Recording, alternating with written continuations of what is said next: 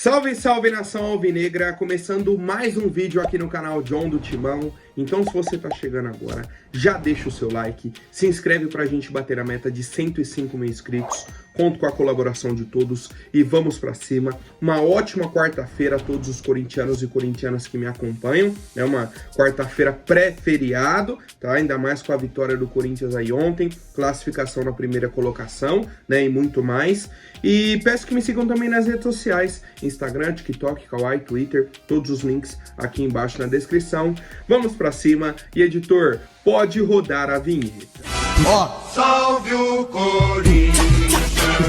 Bom, família, o Corinthians entrou em campo ontem contra o Racing, né, um jogo em casa, valendo aí a primeira colocação do grupo, né, os dois times já estavam classificados para o mata-mata, mas tinha essa questão da primeira colocação. O primeiro time vai direto para as oitavas. O segundo colocado pega o terceiro colocado da Libertadores. Tá? Então, essa classificação já valia uma fase a mais no mata-mata. Por isso a importância da vitória.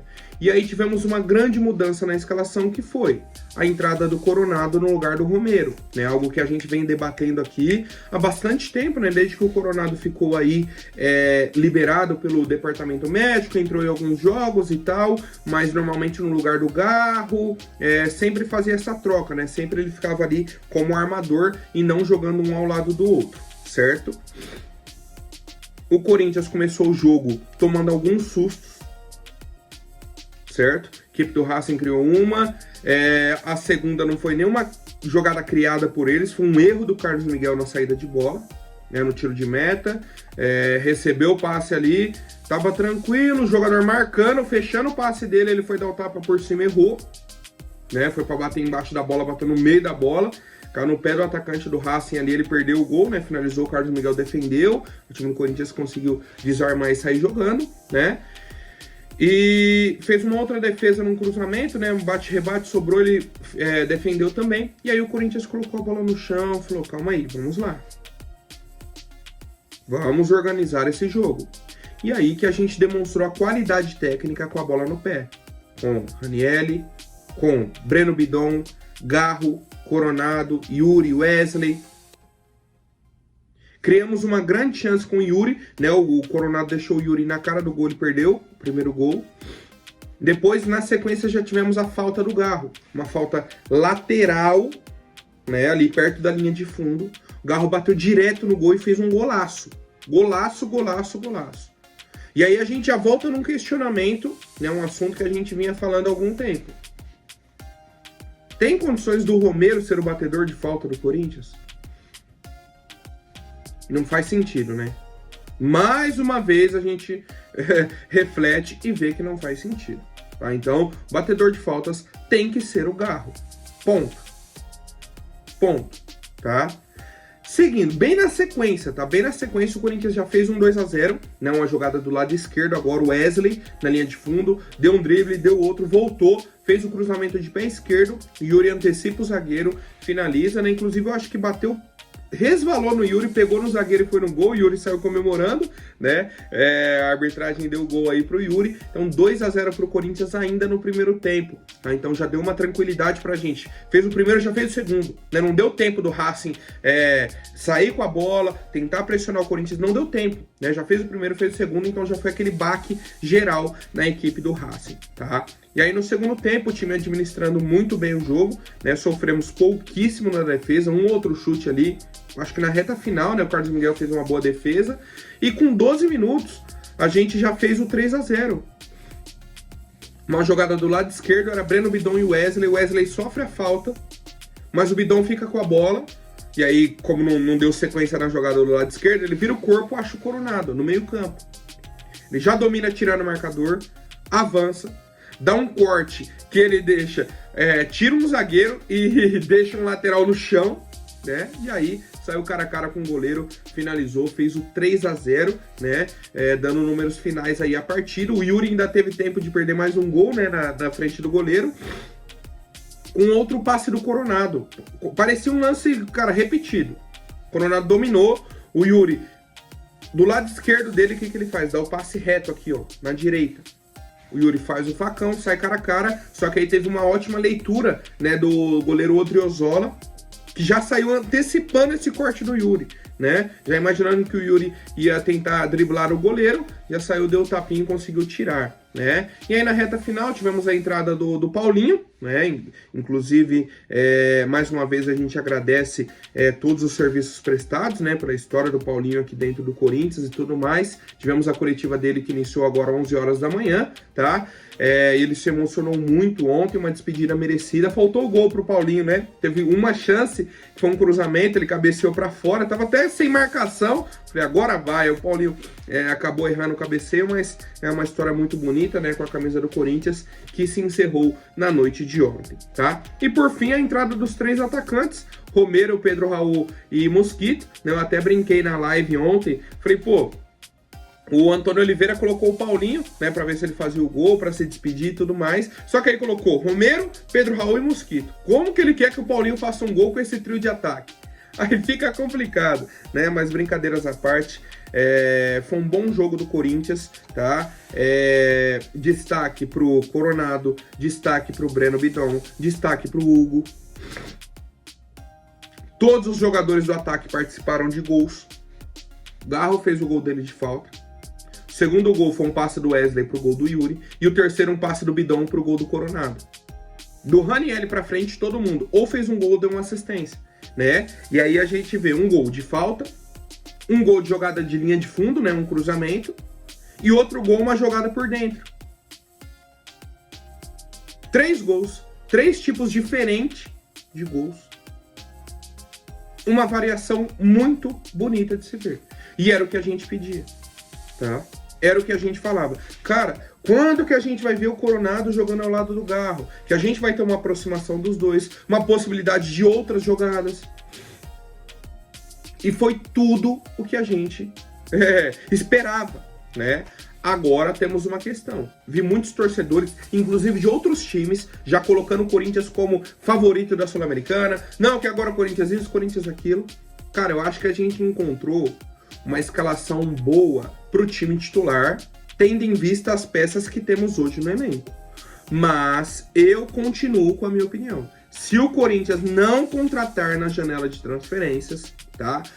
2, 3 opções para o time titular, mais 2, 3 opções para o time reserva, né, como opção de banco aí e tudo mais, não chegaremos lá no final.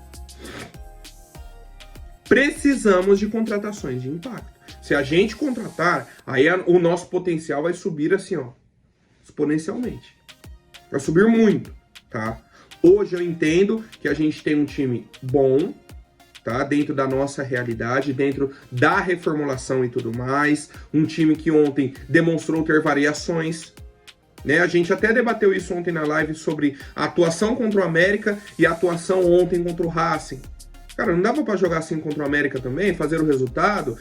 Só que aí tem a questão de ser um jogo mata-mata. Já havia vencido o América, né? Então entra meio de salto alto, de barriga cheia, já tá resolvido. Sabe, são essas questões. Mas eu vejo o torcedor muito feliz, né? Inclusive estou muito feliz também com essa atuação do time. Eu acho que a gente precisava disso, dessa resposta. E a entrada do Coronado fez muito sentido, né, naquilo que a gente pedia e na atuação do time, cara. O que o Coronado fez ontem, foi de encher os olhos.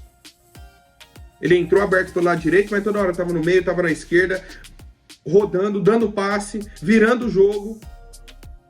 Olha a qualidade desse jogador. E aí, é o que eu falo sobre a questão da paciência de alguns torcedores. Teve torcedor que já condenou o Coronado com 5, 6 jogos aí. Ai, que não presta. Ai, que é ruim. Ai, que não... Calma. E mais, o que a gente viu dele, deu pra perceber que era bom de bola. Qual que é a questão? Ele teve problemas físicos. Anteciparam a estreia dele lá no Paulistão e aí ele se machucou. Aí ele voltou, teve outro problema físico. Se eu não me engano, ele teve dengue também, né? Ou foi só o Gustavo Henrique? Então, assim, ele não teve uma sequência. Agora que ele está 100%, que começou um jogo como titular, né? Ele já havia tido outra oportunidade, mas, assim, em outro contexto, um jogo fora de casa, o time não estava tão bem. Hoje que entra num contexto mais tranquilo, ele pode desempenhar o papel dele. E, para mim, foi o melhor em campo, tá? Quero saber a avaliação de vocês sobre a partida, né? Os destaques da nossa equipe e vai Corinthians, né, família? Que jogão ontem aí, essa vitória por 3-0. Agora, algumas atualizações bem importantes, né? O Fagner deixou a partida ontem com 30 minutos, né? Sentiu um desconforto aí na perna esquerda, né? No músculo posterior da coxa, tá? Vai ser avaliado hoje, tá? Ainda não fez os exames, deve fazer exames de imagem e tudo mais, e aí teremos uma atualização, né? Se é uma lesão mais grave, se foi só por precaução a substituição do atleta Fagner, certo? E para conhecimento do torcedor, o Corinthians chega à premiação de $1.960.000, tá? Pela participação na Sul-Americana.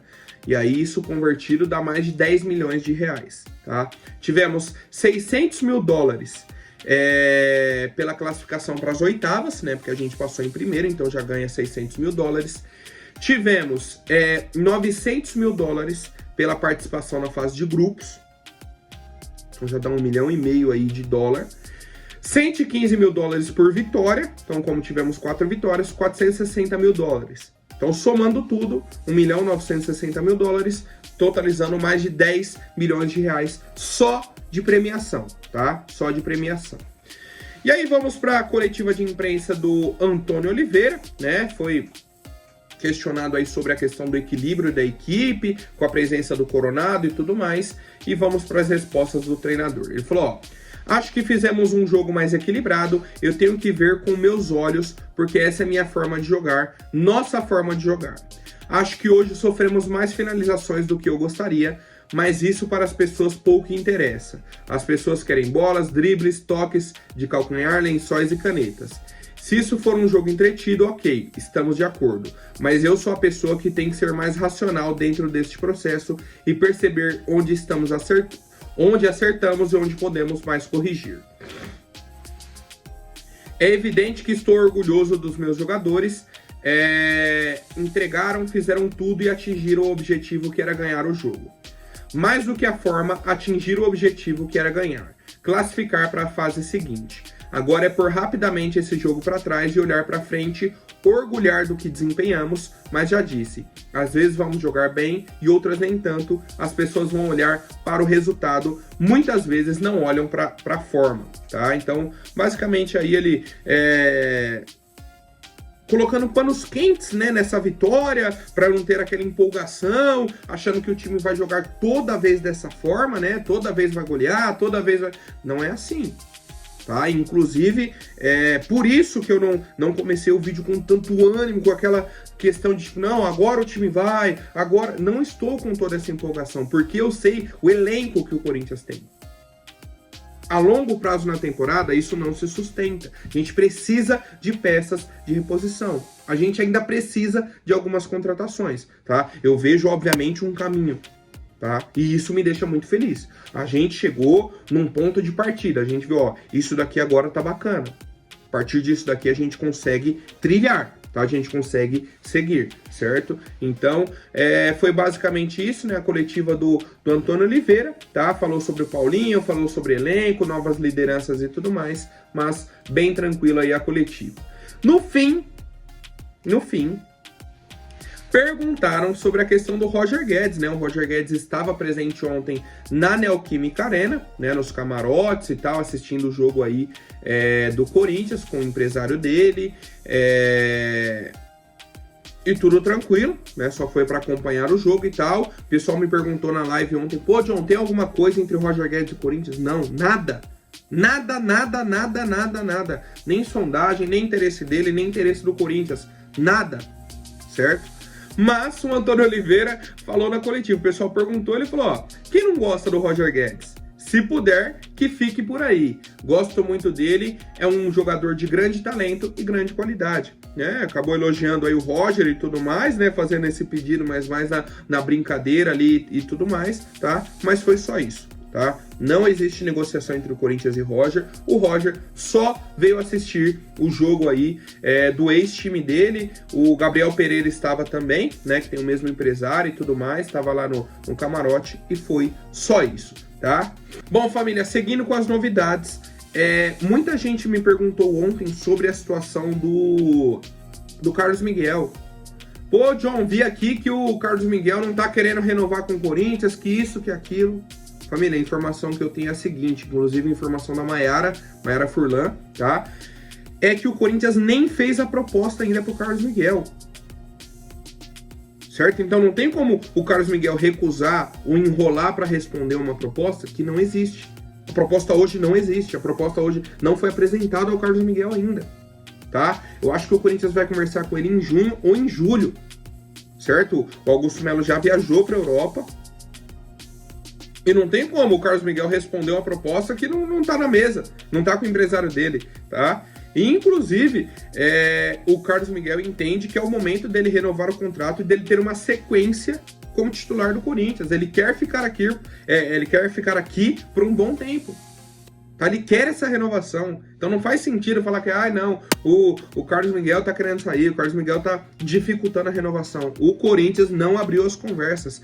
Na verdade, não fez a proposta. As conversas já existiram, né? Já tem essa conversa nos bastidores e a conversa fluiu muito bem. Ficou do Corinthians fazer a proposta. E o Corinthians ainda não fez. Tá? É essa a situação e quando o Corinthians fizer, pelo que tudo indica, vai correr tudo bem e o Carlos Miguel vai renovar tranquilamente o contrato com o Coringão, certo? Só pra gente se atualizar aí e ficar na mesma página, família. E aí tivemos ontem também uma informação do All Sport, né, pelo Bruno Andrade, que o Corinthians recebeu uma proposta de 20 milhões de euros pelo Wesley, tá? Uma proposta de um clube alemão, não divulgaram o nome do clube, né? Falaram, o Borussia Dortmund e o Leverkusen já demonstraram interesse no jogador, mas não temos a confirmação de qual time alemão que fez essa proposta. Era 20 milhões de euros fixos, mais alguns valores de bônus e tal. Cara, não tem nem que responder esse tipo de proposta. Abaixo de 30 milhões de euros não tem nem que responder, não tem nem que conversar. Falar, cara, não faz sentido essa proposta. Abaixo de 30 milhões a gente não vai nem conversar. 30 milhões de euros, né? No caso. Não tem nem que conversar. Tá? Eu acho que tem que ser essa postura a partir de agora. Senão vai ficar toda hora chegando proposta de 20, 22, 25, 27, 20, 22, 25, 23, 26. Não. Abaixo de 30 milhões, nem conversa. Tá? É a minha opinião, quero saber do torcedor corintiano, né? Muita gente perguntou também sobre o Breno Bidon, tá? A diretoria disse para os empresários para nem trazer oferta em 2024. Falou, vai ter a janela agora no meio do ano, a janela do fim do ano, nem traz proposta. A gente só vai conversar sobre possível saída do Breno Bidon no ano que vem, 2025. O primeiro ano dele como profissional tem que ser no Corinthians. Tá? Foi essa a conversa aí do Augusto Melo, né, da nossa diretoria com os empresários do Breno, tá? Então eu fico muito feliz, né, por ver um talento de tanta qualidade assim, jogando no Corinthians, né? A gente precisa disso, de que os caras joguem aqui e aí depois rendam um bom valor pra gente, porque ele vai se desenvolver, vai ter mais espaço e vai ficar mais caro também, né? Vai render mais dinheiro pro Corinthians numa futura venda. Tá? Então, sobre o Wesley e sobre o Breno Bidon é isso. Breno Bidon, segundo a diretoria, não sai esse ano. O Wesley deve sair no fim do ano, mas só com propostas acima de 30 milhões de euros. Tá? Essa proposta é de 20 milhões, o Corinthians não deve nem conversar. Certo, família? Por hoje é isso. Amanhã eu volto com mais novidades sobre o nosso Coringão. Até mais, um forte abraço e vai Corinthians!